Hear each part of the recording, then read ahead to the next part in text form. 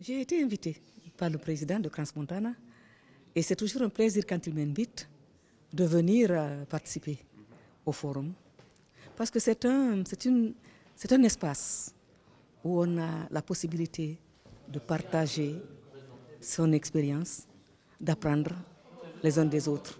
Donc on en sort toujours enrichi. C'est donc un plaisir de dire oui, monsieur le président, je viens avec plaisir. En fait, c'est de dire que l'autonomisation des femmes et des filles, on en parle depuis combien d'années? Depuis 1948, les droits de l'homme, dans la Déclaration des droits de l'homme. Puis, vous savez qu'il y a eu quand même la déclaration du droit des enfants en 1990, je crois, 89. Puis il y a eu Beijing en 1995 qui parlait justement de l'autonomisation des femmes et où on disait que le droit des femmes doit être respecté, en particulier l'éducation, le droit au travail.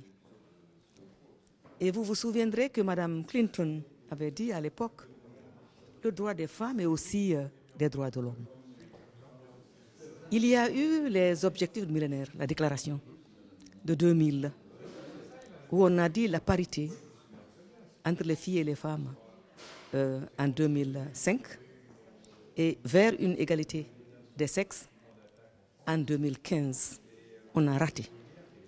L'éducation pour tous à Dakar en 2000 disait aussi parité entre filles et garçons dans le primaire et le secondaire en vue d'une égalité vers 2015, lorsqu'il y a eu le bilan. En fin 2015, on a constaté qu'il y a eu beaucoup de progrès dans le domaine de l'éducation des filles et des femmes, mais il y a beaucoup de défis qui restent.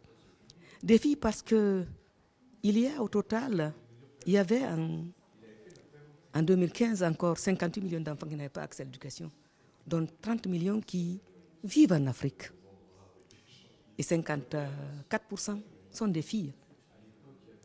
Il y a sur les 109 millions d'adolescents qui n'ont pas accès à l'éducation, 22 millions qui vivent en Afrique. Et là encore, 53% sont des filles. Lorsque l'on prend l'éducation dans le domaine de l'enseignement technique et la formation professionnelle, en Afrique au sud du Sahara, il n'y a que 6% qui ont accès. Et le nombre des filles et des jeunes femmes est vraiment très minime. Quant à l'enseignement non formel et informel, il n'y a pas de données fiables. Et parmi les 775 millions de personnes analphabètes en 2015, plus de 150 millions vivent en Afrique. 60% sont des femmes. Vous voyez donc que le défi est très grand. Or, si les femmes n'ont pas une éducation, comment voulez-vous parler d'autonomisation? C'est par l'éducation qu'elles peuvent être autonomes, qu'elles peuvent connaître leurs droits, tous leurs droits, qu'elles peuvent exiger ces droits-là. Puisque nous parlions de droits à la prise de décision, si elles ne connaissent pas leurs droits, peuvent-ils les réclamer? On parle de quotas, mais ces quotas-là, s'ils ne les connaissent pas, elles ne vont pas se battre pour pouvoir avoir accès à ces places de prise de décision. Donc l'éducation est vraiment clé. Alors moi, je me suis dit à la fin, puisque je vais conclure étant donné que ma co-chair était partie, je dis, vous voyez, ce que moi j'ai retenu, c'est que tous les panélistes, tous les participants ont dit une chose.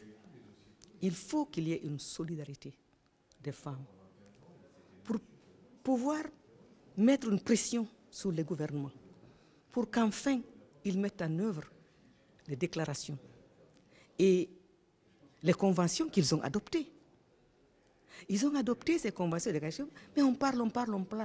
Tout ce que nous avons dit aujourd'hui a déjà été dit plusieurs fois dans des forums.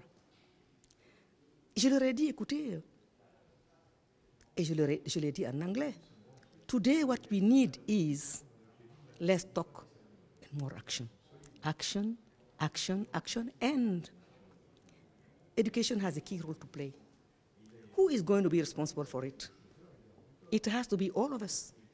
When I say all of us, it means the governments, political leaders. It is NGOs, civil society organizations, women, girls, boys, men, fathers, brothers, and the private sector. So it's really it's a responsibility which is upon all our shoulders. So this is what I finished by saying. So let's talk more action.